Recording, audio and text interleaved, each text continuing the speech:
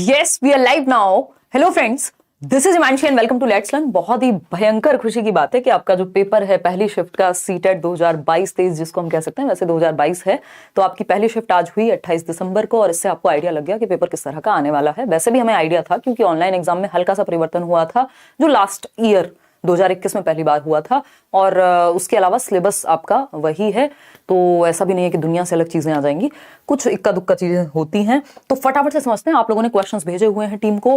अच्छा, जिनके आगे एग्जाम्स हैं वो लोग भी क्वेश्चंस भेज देंगे। मैं लास्ट में आपको व्हाट्सएप नंबर शेयर कर दूंगी और यहाँ पे मैंने कई सारे क्वेश्चंस एज इट इज जैसे आप लोगों ने भेजे हैं, कुछ को ऑप्शंस याद रहते हैं, कुछ को नहीं रहते हैं। तो कई ऐसे भी क्वेश्चंस हैं जिनमें आपको ऑप्शंस पूरे पूरे याद थे और कई क्वेश्चंस ऐसे हैं जिनमें आपको याद नहीं थे। दो क्वेश्चंस मान लीजिए, दो ऑप्शन याद थे। तो पूरे पेपर को समझेंगे। पेपर 1 पेपर 2 का जो भी मिश्रण है, जो भी फीडबैक टीम के पास आए हैं, उससे ये बातें होने वाली हैं और आगे आपको क्या पढ़ना चाहिए और कैसे पढ़ना चाहिए, किन चीजों का ध्यान रखें, डरें नहीं डरें, इन सब पे भी बात करेंगे। डरना तो खैर वैसे भी नहीं चाहिए और थोड़ा बहुत डरें तो डर के पढ़ाई करें सिर्फ, ठीक, बैठ ना जाएं। तो सभी को गुड इवनिंग, नमस्कार, राम राम, सत श्री अकाल, अस्सलाम वालेकुम, what you feel connected with. Mails, comments और जो आपके ये एक फॉर्म भी मिल जाएगा आपको अभी जिसमें आपको फीडबैक शेयर करना है। इन सब को देख के एक अटमोस्ट सेटिस्फेक्शन होता है, मतलब that is what I work for. Otherwise चीजें शायद जितनी पहले नहीं हुई हैं उससे ज्यादा अचीव हुई हैं। लेट्स लर्न पे पूरा एक अलग नया रास्ता लीक से हट करके पूरी इस कैटेगरी के लिए बनाई गई हैं, तो वो सब तो अलग हैं चीजें। Otherwise satisfaction is the most important thing. चलिए समझते हैं फटाफट से और देखते हैं क्या क्वेश्चंस आए हैं। इन्होंने बताया कि एक तो पेपर जो है एकदम ठीक है, टू द पॉइंट आ रहा है, बहुत ज्यादा टाइम वेस्ट करने की जरूरत नहीं, काम की ही बातें पढ़नी है और उसके लिए आप मैराथन देख लीजिए। नोट्स आपको फ्री डिस्क्रिप्शन बॉक्स में हर एक सब्जेक्ट के मिल जाएंगे, वो पढ़ लीजिए, यानी पेपर 1 में तो। और बहुत ज्यादा परेशान होना नहीं है। समझते हैं कुछ चीजें नहीं है उनको कैसे देखेंगे। कौन सा सामाजिक कीट नहीं है, यानी which of the following is not a social insect. तो ये पहले भी पूछा जा चुका है प्रीवियसली भी। तो जब हम सोशल इंसेक्ट की बात करते हैं तो मेरे ख्याल में इसमें जो आपके ऑप्शंस रहे होंगे वो रहे होंगे सोशल कीट। ये पहले भी पूछा है इन्होंने, तो कौन सा नहीं है पूछ लिया इस बार। तो आपके सामने ऑप्शंस इसी तरह के आए होंगे कि एंट्स यानी चींटियां। तो आपको पता है ग्रुप में चलती हैं, अभी हमने पढ़ा था उस दिन मैराथन में जो 1 शॉट वाली वीडियो थी।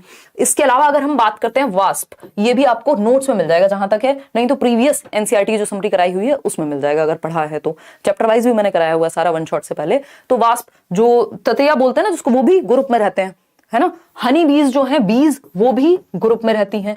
टर्माइट भी ग्रुप में रहता है, यानी दीमक की अगर हम बात करें। लेकिन एक चीज है जो नहीं रहती ग्रुप में, वो है स्पाइडर। ये आपने एनसीईआरटी में देखा है, ठीक है ना। तो स्पाइडर मेरे ख्याल में यहाँ पे आंसर होगा, जितना मैं प्रेडिक्ट कर पा रही हूँ, क्योंकि सारी चीजें ऑनलाइन पेपर में ना तो याद रहती हैं और ना ही बताई जा सकती हैं। तो ये ग्रुप में ना रहने वाला, ये इंडिविजुअली रहेगा। किसी पेपर में पूछ सकता है कि ग्रुप में कौन सा रहता है, तो ये जो चींटियां हैं, वास्प है यानी जो ततैया बोलते हैं जिसको नॉर्मल भाषा में, बीज है या फिर टर्माइट भी है, दीमक भी, ये सब भी किसमें रहते हैं, ग्रुप्स में रहते हैं।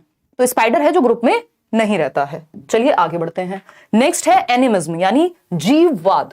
जीववाद बोले तो भाई क्या निर्जीव है क्या सजीव है, तो ये 2 से 7 वर्ष में होता है। ये जो गुण है प्री ऑपरेशनल स्टेज में पियाजे की, यानी पूर्व संक्रियात्मक अवस्था 2 से 7 वर्ष। बच्चा निर्जीव को भी सजीव समझता है। अगर उसको एक टेबल से चोट लग जाए तो वो समझेगा कि इस टेबल को मारो तो इसको भी दर्द होगा, जबकि टेबल को कोई दर्द नहीं हो सकता। एग्जिस्टेंशियलिज्म कहता है हालांकि, बट उसको छोड़ देते हैं, नॉर्मल आम भाषा में फिलॉसफी को छोड़ दें तो टेबल को दर्द नहीं होता, ठीक है ना। और बहुत बढ़िया, कोई नहीं, अभी उस पर भी बात करेंगे। रुचिका, डेट आपकी आ जाएगी, 1 हफ्ते पहले पता चल जाएगा। अब आपके 29 तारीख के बाद पेपर सीधा 9 जनवरी से है और 7 फरवरी तक पेपर चलेगा, उस पर भी आएंगे, अभी चर्चा करेंगे। तो आप तसल्ली से मैराथन्स देखिए, नोट्स पढ़िए मल्टीपल टाइम्स, और जो ऑनलाइन शिफ्ट वाले पेपर हैं उनको करिए अच्छे से, ठीक। देखिएगा, कंस्ट्रक्टिविज्म यानी रचनावाद।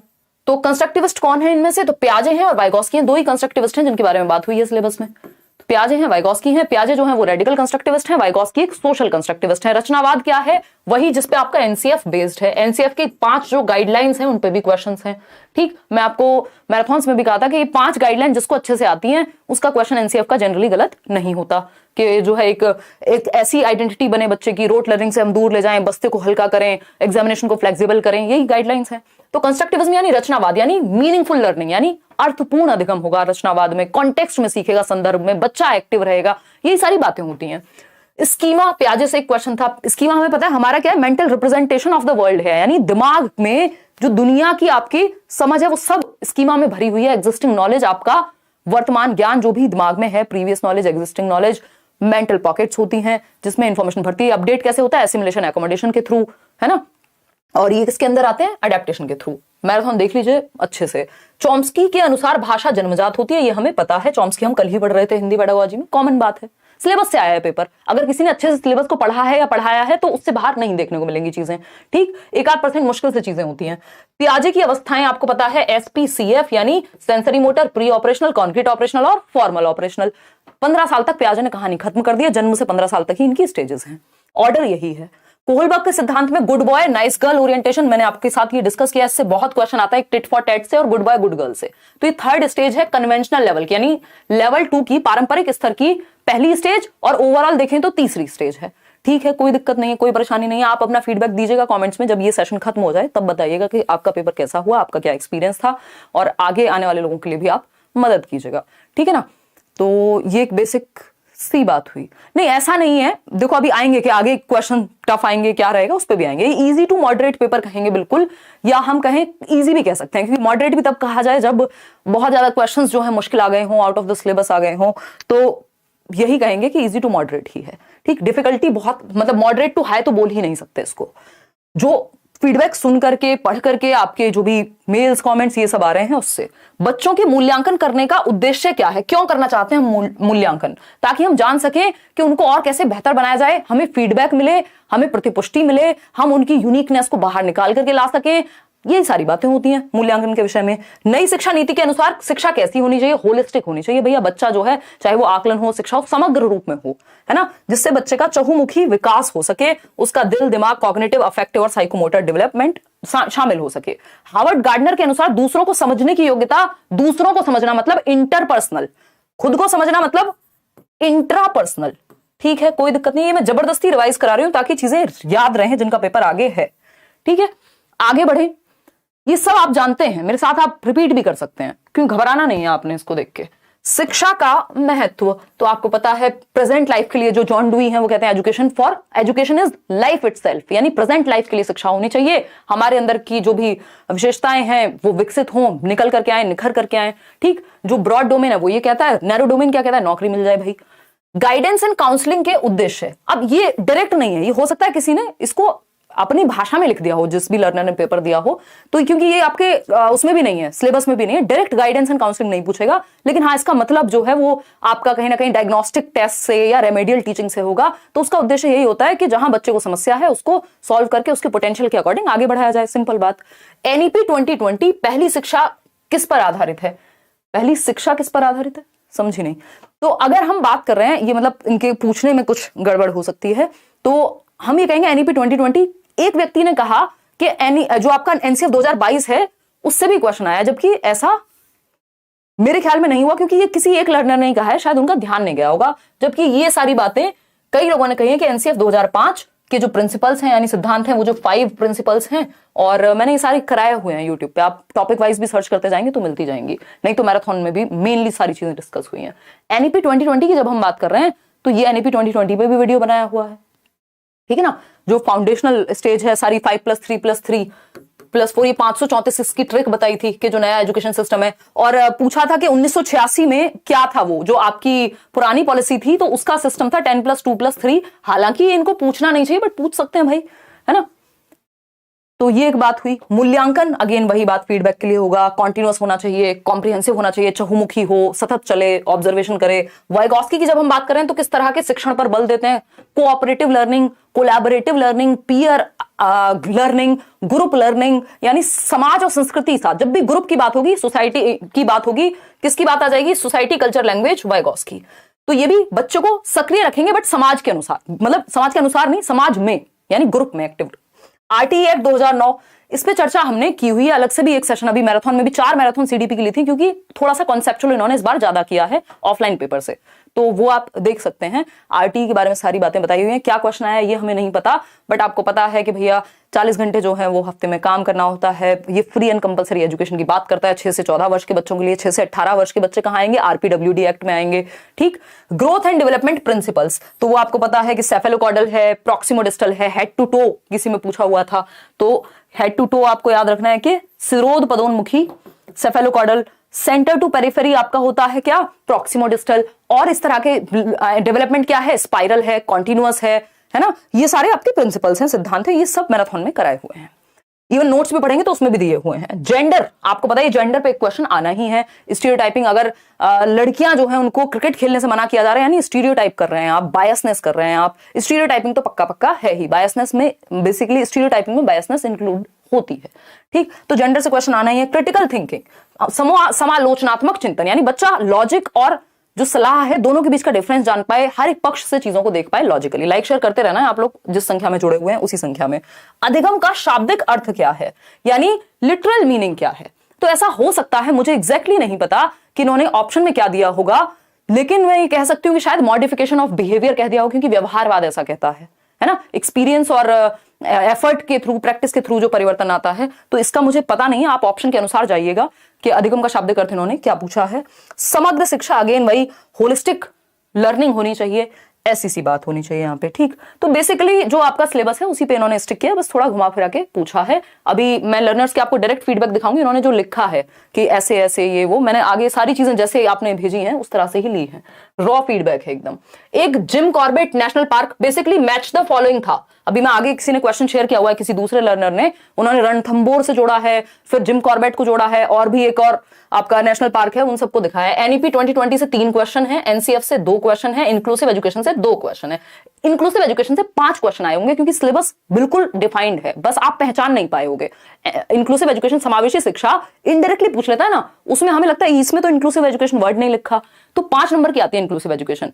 एनसीएफ से 2 आ गए, ठीक है। एनईपी से तो इस बार इन्होंने क्वेश्चन पूछे हैं, पिछली बार भी पूछे थे ऑनलाइन में, तो ये तो आप अलग से भी वीडियो बनाई हुई है, नोट्स में भी दिया हुआ है, उतना भी पढ़ जाओगे, बहुत है।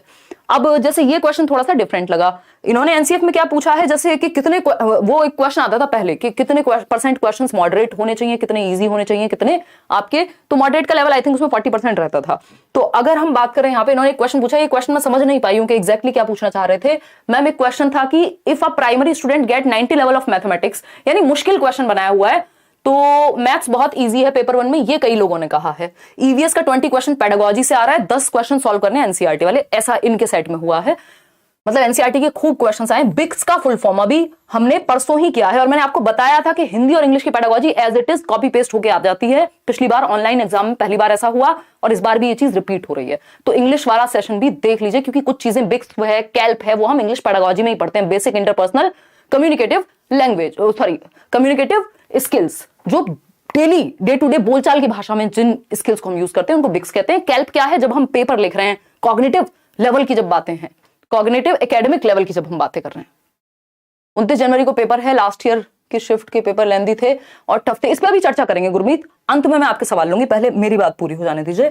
थियरी से एक भी क्वेश्चन नहीं था, सिर्फ लेव वाइगोस्की से एक क्वेश्चन था। अब ये शायद, अब ये नहीं पता क्योंकि ये किस सेक्शन की बात कर रही हैं। अगर ये बात कर रही हैं किसकी, लैंग्वेज की, तो वहां तो थियरी से क्वेश्चन नहीं मिलेगा। अदरवाइज तो थियरी से क्वेश्चन इन्होंने ऊपर दे दिए हैं बाकी बच्चों ने, क्योंकि कई लर्नर्स क्या होते हैं कि वो भूल जाते हैं, मतलब उनको उतना ध्यान नहीं रहा, या उनके सेट में मान लो एक क्वेश्चन कम आ गया, ऐसे भी तो हो सकता है ना, तो इसका हमें नहीं पता। लेकिन हाँ, प्याजे वाइगोस्की से जो क्वेश्चंस आए हुए हैं ऊपर बताए हुए हैं किसी लर्नर ने, तो हम ये भी नहीं कहेंगे, क्योंकि ऐसा पॉसिबल नहीं है ना, सिलेबस का पूरा सब कुछ कवर करके रखता है। असर्शन और स्टेटमेंट वाले क्वेश्चन इस बार मैंने अभी तक नहीं सुने हैं, बट आ तो सकते हैं, और मुझे लगता है आए ही होंगे, किसी को याद नहीं रहा होगा या तो बताना, या सोच लिया होगा कि ये तो नॉर्मल बात है।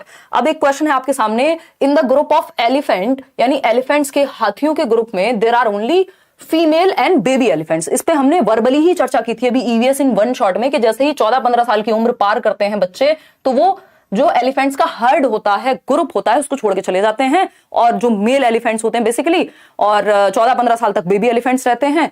तो फीमेल, जो ओल्डेस्ट फीमेल है, वो हर्ड की क्या होती है, लीडर होती है एलिफेंट्स में, और ये 100 किलोग्राम तक पत्तियां वो सब खा जाते हैं। 2 से 4 घंटे मुश्किल से सोते हैं। इसके अलावा कीचड़ इनके शरीर को ठंडा रखती है। यही सब बातें थी। फीमेल एलिफेंट्स होती हैं और बेबी एलिफेंट्स होते हैं एक हर्ड में। बड़े जो मेल्स हैं वो नहीं होते, और 14-15 के बाद बेबी भी चले जाते हैं, जो मेल एलिफेंट होंगे वो छोड़ के चले जाएंगे। ठीक है, कोई दिक्कत नहीं, कोई परेशानी नहीं है।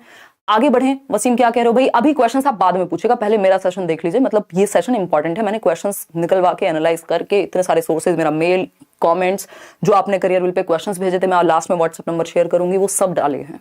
ठीक है ना। 9 जनवरी को है जिनका एग्जाम हो गया है, उस शिफ्ट के पेपर से फिर हमें पेपर में पूछेगा, बिल्कुल पूछ सकता है। देखो सिलेबस वही क्वेश्चंस घूमने हैं ना, एक सेट, एक पूल ऑफ क्वेश्चंस बनता है। मान लीजिए 2000 क्वेश्चंस बने हैं तो वो रैंडम है ना, टॉपिक्स तो रहेंगे ही, तो ऐसा नहीं कि रिपीट नहीं होगा, रिपीट होते हैं क्वेश्चंस, आप पुराने सेट्स में भी देख सकते हैं रिपीट होते हैं। तो mail elephant go alone and live, ये तो हमें पता ही है। ठीक, आगे बढ़ते हैं। हम लोग कितनी संख्या में जुड़े हुए हैं अभी? इतनी रात को सेशन है 10 बजे, 33,000 लोग। तो लाइक शेयर भी उतने ही लोग कर दीजिए अगर सेशन आपको पसंद आए, हेल्प करेगा पक्का पक्का, यही इंटेंशन है, अदरवाइज और कोई इंटेंशन यहां है नहीं। देखिएगा, तो हम देख रहे हैं कौन सा एक सही नहीं है हनी बीज के बारे में। हनी बीज नोट्स खोल के देखिएगा, मिल जाएंगी, प्रीवियस सेशंस देखेंगे तो मिल जाएंगी, है ना। और हनी बीज की जब हम बात करें मधुमक्खियों की, तो कौन सी बात सही नहीं है कि मेल वर्क इन बीज ऑनलाइन ऑनलाइन, ये कुछ लोग ना टाइपिंग में गड़बड़ करते हैं, क्वीन ले द एग्स। हाँ, ये बात पक्की सही है, जो क्वीन बी होती है उनकी, जो रानी मधुमक्खी होती है, सिर्फ वही जो है वो अंडे देती है और वो मस्त रहती है, वो काम नहीं करती। बाकी जितनी वर्कर बीज होती हैं वो काम करती हैं, ठीक है ना। और ऐसा नहीं कि और ऑल हाइव्स गिव एग्स, सब नहीं देते। तो ये एक बार आप नोट्स खोल के डिस्क्रिप्शन बॉक्स में मिल जाएंगे, इनके बारे में प्रॉपर पढ़ लीजिएगा। अक्टूबर टू दिसंबर सही टाइम होता है मधुमक्खी पालन का। ये बेसिक बातें हैं, ये ग्रुप में रहती हैं, तो ये थोड़ा थोड़ा आपको आइडिया लग जाए, क्योंकि ऑप्शंस कई बार क्या हो सकता है, व्यक्ति को जितना ऑनलाइन पेपर में याद रह गया होगा वैसे ही भेज दिया होगा ना, बिल्कुल एक एक वर्ड सही लिख दे, ये तो पॉसिबल नहीं है। फिर आता है, हमें रेफरेंस के लिए देखना है उसको, what statement is not help tiger in the night to prey, यानी रात में शिकार करने में टाइगर को क्या एक चीज हेल्प नहीं करती। तो अगर वो दहाड़ने लग जाएगा तो कहां से हेल्प मिलेगी उसको? कॉमन सेंस है, कुछ ऑप्शंस आपको एलिमिनेट करने आने चाहिए। ये मैं जब भी प्रैक्टिस भी कराएगी आपको, अभी हम आगे भी कुछ क्वेश्चंस की प्रैक्टिस करेंगे, और केवीएस वाले भी परेशान ना हो, उनके लिए भी चीजें हैं। मैं इवन केवीएस और बाकी क्लासेस में बिजी थी शाम से, नहीं तो ये सेशन और थोड़ा पहले हो जाता। शार्प लिसनिंग की अगर हम बात करें, हाँ शार्पली सुन सकता है। लीफ और जो अगर कोई चल रहा है तो उसके बीच में पत्तियों की गड़गड़ाहट और उन सब में ये पता लगा लेता है। टाइगर पे पूरी कहानी हमने ईवीएस इन वन शॉट, अभी वीडियो परसों ही सेशन हुआ है, उस पे की थी, ठीक है ना। तो रोर अगर वो दहाड़ेगा तो कहां से प्रे मिल पाएगा? भाग जाएगा जो शिकारी, जो भी उसका शिकार है वो, तो दहाड़ से कोई मदद नहीं मिलेगी। अब जैसे ये आया था मैच द फॉलोइंग, और आप लोगों का बहुत बहुत धन्यवाद जिन लोगों ने क्वेश्चंस भेजे हैं, बहुत बड़ी बात है। गिर कहां है, रणथंबोर कहां है? तो रणथंबोर तो हमें नाम से नहीं पता लग रहा कि ये राजस्थान में होगा, कॉमन सेंस, ठीक। जिम कॉर्बेट हम पढ़ चुके हैं कि ये उत्तराखंड में है, डायरेक्टली भी हमने, मतलब जब शॉर्ट में किया है तब भी हमने ये पढ़ा है, ठीक। अगर हम बात कर रहे हैं गिर की, काजीरंगा, कोई दिक्कत नहीं होनी चाहिए, तो इनको एक बार जरूर रिवाइज कर जाएंगे इन टॉपिक्स को। इसके अलावा अब देखो, इसमें इतना मुश्किल आया, किसी में डायरेक्ट पूछ लेगा जिम कॉर्बेट कहां है, बस इतना ही अंतर होता है, और कितना, टॉपिक्स थोड़ी इधर उधर चले जाएंगे। Read the statement. अब देखिए स्टेटमेंट क्या है। स्टेटमेंट है the flower which only Bloom at night. अब इसमें एग्जैक्ट हमें नहीं पता है कि क्या पूछा है इन्होंने, बट आप क्या करेंगे, एक बार ये पढ़ लेंगे कि वो कौन से फ्लावर्स हैं जो रात को ब्लूम करते हैं। थोड़ा गूगल का इस्तेमाल कर लेंगे, कोई किताब पढ़ी हुई है उसको देख लेंगे। The flower use for medicine, medicinal purposes के लिए कौन से, क्लोथ्स डाई करने के लिए, तो ये तो हमने पढ़ा था। वो कौन सा है आपका, जो गेंदा है और मैरीगोल्ड बोलते हैं ना, और एक और आपका वो था flower, the flower blooms full year, वो कौन से हैं? तो इन चारों क्वेश्चंस के आंसर थोड़ा तो हम भी होमवर्क कर सकते हैं ना। तो ये आप, इसको मैं ये पीडीएफ भी शेयर कर दूंगी टेलीग्राम पे, इनको पढ़ के जरूर जाइएगा, क्योंकि यही घुमा फिरा के आते हैं। Which statement is not true about bird, bird के बारे में हमने कहानी पढ़ी हुई है, बर्ड के बारे में कौन सी एक बात सही नहीं है? तो हमें पता है कि birds have their eyes on their head, हाँ होती हैं। Birds can not see two objects at a time, ये तो गलत हो गई बात। क्यों? क्योंकि दो ऑब्जेक्ट को एक साथ वो देख सकती हैं। इवन जब वो सिंगल ऑब्जेक्ट पे देखते हैं बर्ड्स, तो उनका विजन बढ़ जाता है। ये बहुत सारी बातें हैं बर्ड के बारे में जो आपको पता होनी चाहिए, ठीक। ये एनसीईआरटी के नोट्स में, अगेन मैं कह रही हूं डिस्क्रिप्शन बॉक्स में फ्री नोट्स है। नोट्स मतलब जब मैं बार बार बोल रही हूं तो ये नहीं कि आपको कुछ मैं बेचने की कोशिश कर रही हूं, यहाँ पे डिस्क्रिप्शन बॉक्स में वो सिर्फ आपकी भलाई के लिए, आप पढ़ के जाइए, टू द पॉइंट बात है, क्योंकि एग्जाम टाइम पे उतना पढ़ सकते हैं आसानी से, इवन पेपर से 2 दिन पहले भी पढ़ सकते हैं, बहुत ही शॉर्ट नोट्स हैं। What period we called between childhood to adulthood, ये हमें पता है, ट्रांजिशन पीरियड कहते हैं इसको। क्या कहते हैं? ट्रांजिशन पीरियड कहते हैं, परिवर्तन का काल कहते हैं। इसके अलावा अगर हम कहें, ऐसा कोई पेपर नहीं है जहां एडोलेसेंस पे क्वेश्चन कभी ना आया हो। ब्रिज पीरियड कहते हैं, और क्या कहेंगे इसको? एडोलेसेंस कहेंगे। 12 से 18 और WHO की माने तो 10 से 19 वर्ष। और ये क्या है? ये तनाव एवं तूफान की अवस्था है, स्टैनली हॉल के अकॉर्डिंग स्ट्रेस एंड स्टॉर्म की अवस्था है। बहुत सारे परिवर्तन हो रहे होते हैं, बहुत ही ज्यादा ये अपने आप में वोकेशनल एंजाइटी यहां होती है, इमोशनल इंस्टेबिलिटी यहां होती है, हीरो वर्शिप यहां होती है ना। बहुत सारी समस्याएं होती हैं, बहुत सारी चीजें होती हैं, तो ये अपने आप में बहुत ही उबड़ खाबड़ काल है अगर मैं देखूं तो, ठीक है ना। तो ये बेसिक बात है कि एडोलेसेंस यानी किशोरावस्था, टीनेज जिसको कह देते हैं नॉर्मल भाषा में। और एनसीएफ 2022 से क्वेश्चन पूछा, ये कहा कि टीम के द्वारा पढ़ाया नहीं गया। तो ये एक ही लर्नर है, ये मैंने एज इट इज रख लिया है। अगर किसी ने जो भी शेयर किया, ऐसा नहीं है कि मुझे अपने बारे में अच्छी अच्छी बातें रखनी है यहाँ पे, तो ये मुझे नहीं लगता, क्योंकि किसी और ने ये बात नहीं कही है। ऐसा कंफ्यूजन हो सकता है कि एनईपी 2020 और एनसीएफ 2005 की बात हुई हो। अगर नेक्स्ट शिफ्ट में यानी कल की शिफ्ट में इस बात का आप लोग ध्यान रखिएगा, जो लोग पेपर देने जा रहे हैं, अगर एक आध क्वेश्चन है भी तो बहुत ज्यादा इस टाइम पे परेशान नहीं होना इस चीज को लेकर के, है ना। हाँ ऑफ है अभी भी फरीन, वो 1999 का है आई थिंक बैच। अगर आपने पहले से लिया हुआ है तो और सस्ता मिल जाएगा, ठीक ना। तो ये आपको देख लेना है। अभी एनसीएफ 2022 मुझे नहीं लगता कि आपको पढ़ के जाना चाहिए एक आध क्वेश्चन के लिए, अगर आया भी है तो, ठीक है ना। तो उस केस में आप कल बता दीजिएगा। बाकी क्योंकि किसी ने नहीं जिक्र किया इस बात का, ये कोई एक लर्नर है जिन्होंने किया है। Which of the following group of fruits, अब कौन सा एक, ये पहले भी क्वेश्चन पूछे जा चुके हैं इस तरह के कि फ्रूट्स का ग्रुप या वेजिटेबल्स का ग्रुप। तो ये मुझे लगता है कि इनमें से तो कोई एक ग्रुप नहीं बन रहा जो सिर्फ फ्रूट्स का हो, क्योंकि देखो हमें पता है टोमेटो फ्रूट होता है, बनाना फ्रूट है, बट जिंजर फ्रूट नहीं है। जिंजर क्या है अपने आप में, वो तो रूट वेजिटेबल है। तो अगर यही सेम ऑर्डर रहा होगा तो हमें मजबूरी में किसी ना किसी को तो पिक करना ही है, तो सी हमें ज्यादा अप्रोप्रिएट लगेगा। अदरवाइज इसमें कुछ ना कुछ ये भूल गए होंगे एक आध ऑप्शन को लगाना। तो ये फ्रूट्स वाला बहुत पूछा जाता है, और कौन से वो फ्रूट्स वेजिटेबल्स हैं जिनसे आपका एनीमिया पे एक क्वेश्चन है। तो आपका एनीमिया मतलब खून की कमी, हीमोग्लोबिन, आयरन की कमी होगी, तो उसके लिए क्या खिलाएं बच्चे को, तो उसके लिए हमें पता है या व्यक्ति को, तो ग्रीन लीफी वेजिटेबल्स जैसे आपका जो ये जितनी भी हरी सब्जियां हैं उसमें स्पिनच है, इवन इस तरह की और भी, जो गुड़ है जैगरी वो हेल्पफुल होता है उसमें एनीमिया में। तो ये सब बातें ध्यान रखनी है हमें। आयरन की टैबलेट्स दी जाती हैं स्कूल्स में, ठीक। इसके अलावा अगर हम देखें, Sajiya wants to give social skills and knowledge of social language to her students in the class, she should do in the class. अब ये सोशलाइजेशन पे क्वेश्चन होगा जहां तक है। अब इसका आपको एक बात ध्यान रखनी है यहाँ पे कि जो साजिया हैं वो अपने छात्रों को वर्ग में विभाजित करें, यानी ग्रुप में। एक तो है ना, वो सोशल स्किल सिखाना चाह रही है कि ग्रुप में बिहेव कैसे करते हैं। दूसरा, social language to her students in the class. अब देखो ये रोल प्ले भी हो सकता है। अगर ये सोशल लैंग्वेज की जगह यहाँ पे सोशल इश्यूज पे मुद्दे की बात हुई होगी तो ये डिबेट हो जाएगा, क्योंकि इश्यूज पे चर्चा होती है तो वो डिबेट कहलाती है। और अगर बात यहाँ नॉर्मल सोशल स्किल्स और सोशल लैंग्वेज की हो रही है तो वो रोल प्ले के द्वारा भी संभव है। तो ये आपको पेपर में अवेयर रहना है कि पूछा क्या है एग्जैक्टली, ठीक है ना। आगे बढ़ते हैं।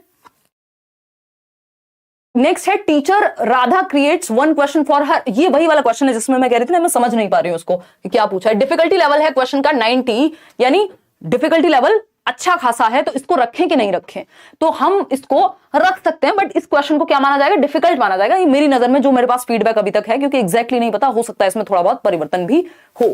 कोई कह रहा है कि एनसीएफ 2022 से आया था क्वेश्चन, श्योर, पक्का। चलो मैं एक काम करती हूँ, उसको देख लेती हूँ, फिर अगर जरूरत पड़ी तो आपके साथ चर्चा भी कर लेंगे। बट मेरे ख्याल में अभी आपको घबराना नहीं चाहिए, क्योंकि एक क्वेश्चन अगर आ भी रहा है तो उससे बेहतर है कि आप बाकी क्वेश्चन पे फोकस करें, है ना। बाकी हम कोशिश करेंगे कि उसको भी करने लगे हाथों, अगर ऐसा है तो। अगर बाकी लर्नर्स भी कहेंगे तो बिल्कुल पक्की बात है। अगर आप कह रहे हैं वैसे मैं मान ही लेती हूँ, मैं विश्वास पे बहुत ज्यादा विश्वास करती हूँ, है ना।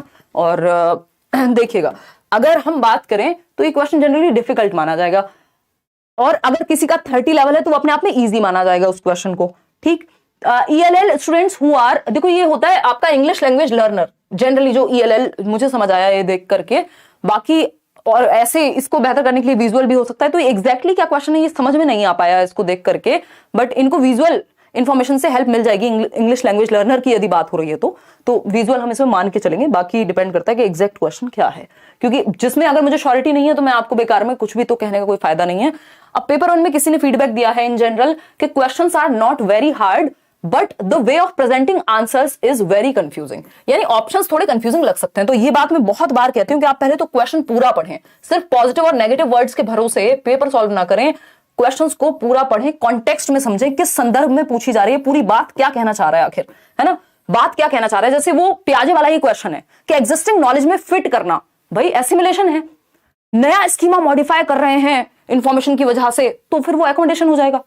क्वेश्चन कराया था ना उसने प्याजे वाइगोस्की में, 5वां क्वेश्चन था, तो वो हल्का सा चेंज है वर्ड का, लेकिन जिसने मॉडिफाई ही रट लिया है उसके लिए दिक्कत हो जाएगी, क्योंकि आप पेपर से एक दिन पहले मॉडिफाई रट सकते हैं, बट थोड़ा सा समय दीजिए। अभी ऑफलाइन पेपर में और ऑनलाइन में यही अंतर है कि थोड़ा सा लेंदी कर दिया क्वेश्चन को, घुमा करके पूछता है मेनली इन सीडीपी पोर्शन। और don't waste your time to unnecessary topics, only focus on the important topics which have which covered by Himanshi di. चलिए बहुत बढ़िया, जिन्होंने भी ये लिखा है मेरे को नाम नहीं पता, इवन आप सभी का धन्यवाद। और मुझे सुबह तक मेल आए हैं कि हमें आप ऑल द बेस्ट कह दीजिए, और ये सारी चीजें चलती रहती हैं, हर बार का है, बहुत अच्छा लगता है। 7वां साल चल रहा है, 6 साल से हम लोग सीटेट के लिए पढ़ रहे हैं, पेडागोजी पढ़ रहे हैं, मतलब अपने आप में ये ब्लेस्ड लगती है ये बात मुझे, यही बात इतने दिन तक एनर्जी बना के रखती है। अदरवाइज जो भी चीजें हैं वो बहुत अच्छी रही हैं पिछले 6-7 सालों में। अभी और क्वेश्चंस पे चलते हैं फटाफट से और समझेंगे कि कहानी है क्या। चलिए, तो कॉन्टेक्स्ट नहीं खोना है क्वेश्चन का, पढ़ के पूरा समझ लेना है कि कहना क्या चाह रहा है, ऑप्शंस पढ़ने हैं प्रॉपर, बेस्ट ऑप्शन चूज करना है, ठीक। और इसमें कई लोगों ने ये भी कहा है कि इजी है, इनको लग रहा है कि नॉट वेरी हार्ड, इसका मतलब मॉडरेट मान ले रहे हैं हम इनकी बात समझ के। सर पेपर 1, अब इनको लग रहा होगा जिनको ये भेज रही हैं वो सर हैं, मतलब जो व्हाट्सएप नंबर आपको टीम का दिया हुआ था। तो सर पेपर 1 बहुत इजी था, मुझे बहुत ज्यादा मजा आया एग्जाम देखकर। आंसर के ऑप्शन ऐसे दिए हुए हैं जैसे 4, 1, 2, 3, ताकि आप क्या होता है जनरली अगर आपको फर्स्ट ऑप्शन सही लग रहा है तो आप जल्दीबाजी में क्या क्लिक कर देते हैं, फर्स्ट का फर्स्ट ही होगा। तो ऐसा हो सकता है कि 4, 1, 2, 3 इस तरह से दे दिए हो ऑप्शन, तो ये आप पहले से प्रिपेयर होकर जाइए इस बात के लिए। चलिए आगे बढ़ते हैं और समझते हैं चीजों को। मैथ्स में एक क्वेश्चन हिंदी में रॉन्ग था बट इंग्लिश में सही था। ये बात मैंने बहुत बार कही है कि जब भी आप किसी क्वेश्चन में कंफ्यूज हो रहे हैं तो एक बार जरूर देख लीजिएगा। हिंदी में कई बार ऐसा होता है कि इनकी टाइपिंग मिस्टेक या ट्रांसलेशन की वजह से गड़बड़ हो, तो उसको इंग्लिश में चेक कर लो, इंग्लिश वाला ही फाइनल माना जाता है। और ये हर क्वेश्चन में नहीं करना, जिसमें आपको लगे कि कंफ्यूजन हो रही है उसमें करना है, ठीक। एनईपी 2020 एनसीएफ 2005 से क्वेश्चन, सीडीपी और सबका पेडागोजी बहुत अच्छा था, यानी सारे सब्जेक्ट्स का। और मैम 1-2 क्वेश्चंस क्यूमिन्स से देखने को मिले हैं सीडीपी में। अब ये क्यूमिन्स की अगर हम बात करें तो ये वही व्यक्ति हैं जिन्होंने बिक्स और कैल्प को अलग अलग किया है लैंग्वेज में। अब बाकी एग्जैक्टली मुझे नहीं पता कि और ये किस कॉन्टेक्स्ट में क्वेश्चन है, बट अभी जितना मैं समझ के और अपनी थोड़ी रिसर्च करके पता कर पाई यही पता लग पाया, ठीक। तो ये बिक्स और कैल्प अच्छे से पढ़ जाना है। दूसरा, क्यूमिन्स ने इस पे बात की है, लैंग्वेज की थियोरी है इनकी, और मतलब ऐसा नहीं कि इनसे कोई भारी भरकम थियोरी पूछ लेगा, इतना आइडिया होगा आपको तो आंसर तक पहुंच जाओगे। सर बैम्बू वाला आया था, बैम्बू समझ रहे हो ना, वो बांस पे क्वेश्चन। अच्छा, एक झूम फार्मिंग होती है, बैम्बू को एज इट इज कट कर देते हैं, ये करते हैं वो करते हैं, उसको पढ़ लेना, नोट्स में दी हुई है इंग्लिश मीडियम वाले।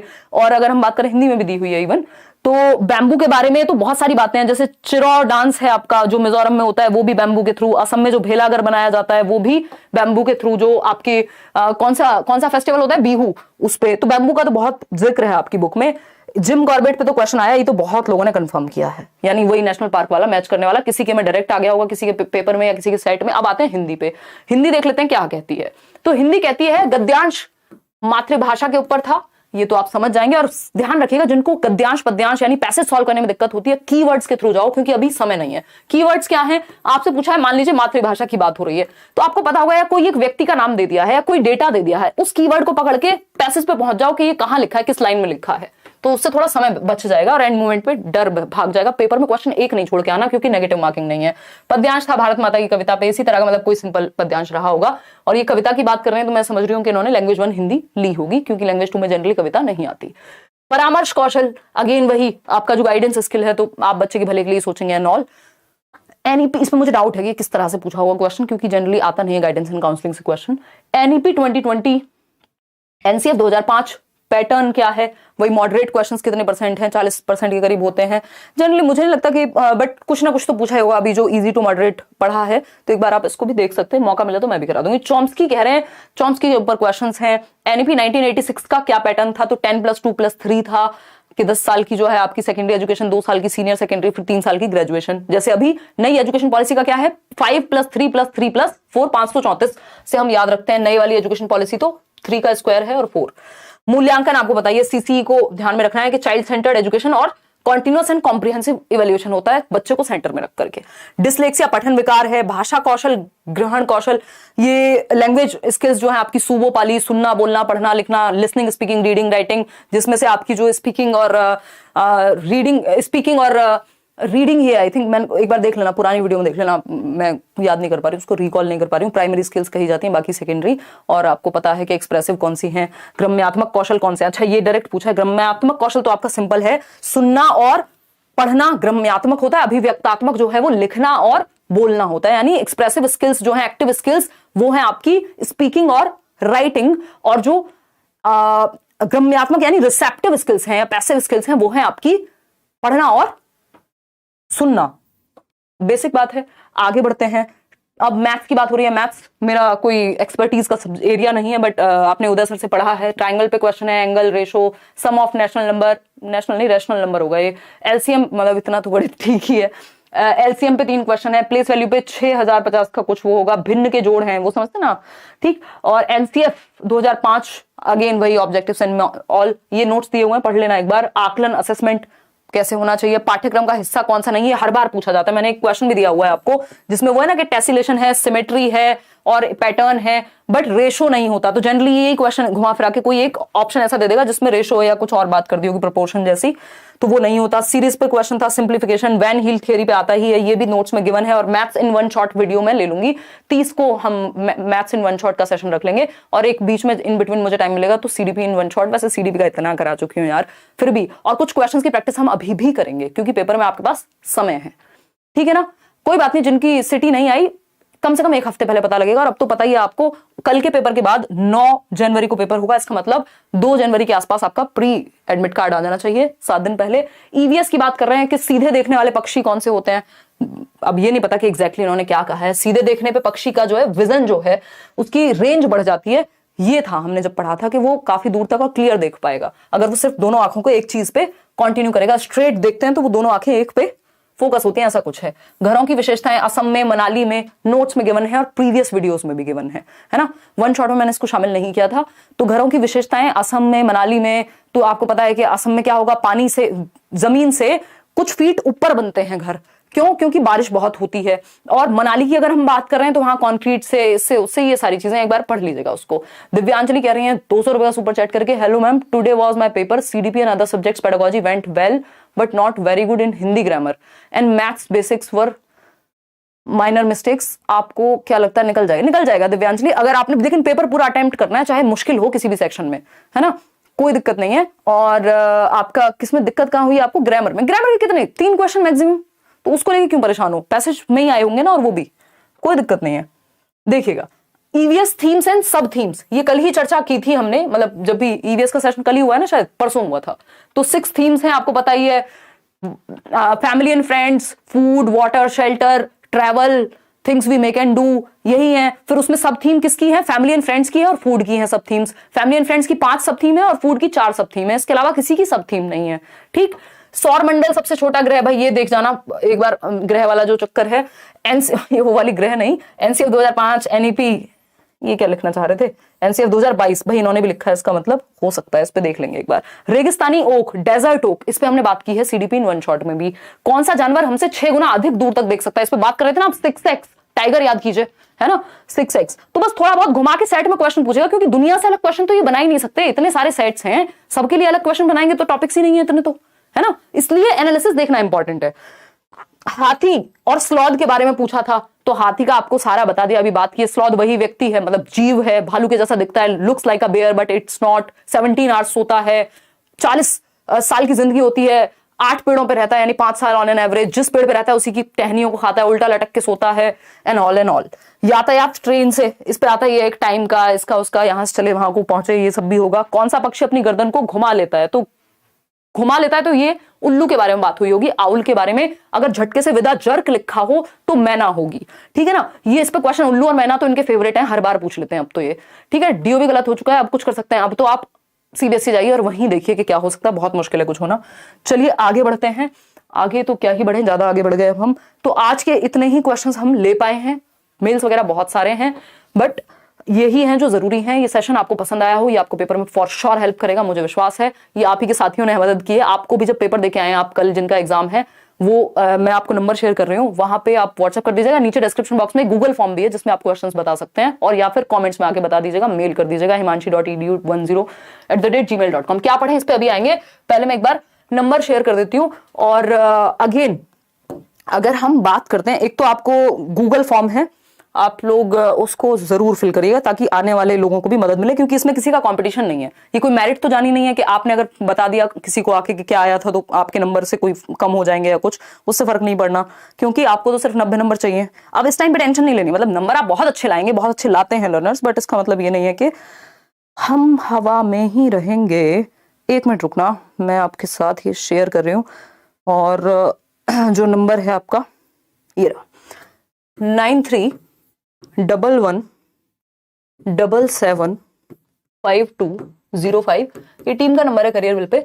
और आप इनको जो भी क्वेश्चंस आपको मेमोरी बेस्ड याद रह जाएं, जैसा भी पेपर आया हो, जैसा आपको लगा हो एनसीएफ 2022 अगर कल भी देखने को मिलता है, कोशिश कीजिएगा जैसे आपके दोस्तों ने भेजा है ये वैसे ही आप भी भेज पाएं। इतने सारे क्वेश्चंस अगर आप नहीं भेजते तो मदद नहीं मिलती। पिछले साल भी मैंने इसी तरह से प्रॉपर कराई थी चीजें कि आपको वो क्वेश्चंस देखने को मिले, आपके दिल को तसल्ली हो कि किस तरह से आ रही हैं चीजें, है ना। और तसल्ली जो है वो आपको काम भी देगी। डरना है नहीं, पेपर में सिलेबस से बाहर नहीं है, एक दो क्वेश्चन हमेशा। अच्छा एक और चीज है, मान लीजिए कोई सेक्शन आपको मुश्किल लग रहा है, हो सकता है दूसरा सेक्शन ईजी मिले, तो एक तो क्वेश्चन नहीं छोड़ना, दूसरा टाइम अपना मैनेज करके चलना है पेपर में। ये सबसे बड़ी बात है, कॉन्टेक्स्ट में पढ़ के जाना है ना, संदर्भ में आंसर करना है, बच्चे को एक्टिव रखना है। ये बेसिक बातें जो हमें पता है, ठीक है। इतनी बात। कोई और दिक्कत परेशानी दर्द समस्या हो तो बता दीजिए। जिनका पेपर थोड़ा दूर है, 9 जनवरी को है, तो आप ये ईवीएस इन वन शॉट मैंने कराया है, सर्च कर लीजिए, है ना, प्लेलिस्ट में मैराथन की। पुराने वीडियोस तो बहुत सारे और बहुत बड़े बड़े हैं। ईवीएस इन वन शॉट कराया है। इंग्लिश पेडागोजी जरूर देख के जाइएगा क्योंकि हिंदी इंग्लिश की पेडागोजी सेम आ रही है एकदम, तो उसमें भी थोड़ा सा आपको हेल्प मिल जाएगी। कुछ टर्म्स इंग्लिश में, जैसे स्टीफन क्रेशन पूछ लिया, तो ये इंग्लिश में पढ़े जाते हैं अगर प्रॉपर देखा जाए। बिक्स जो है इंग्लिश में पढ़ाया जाता है।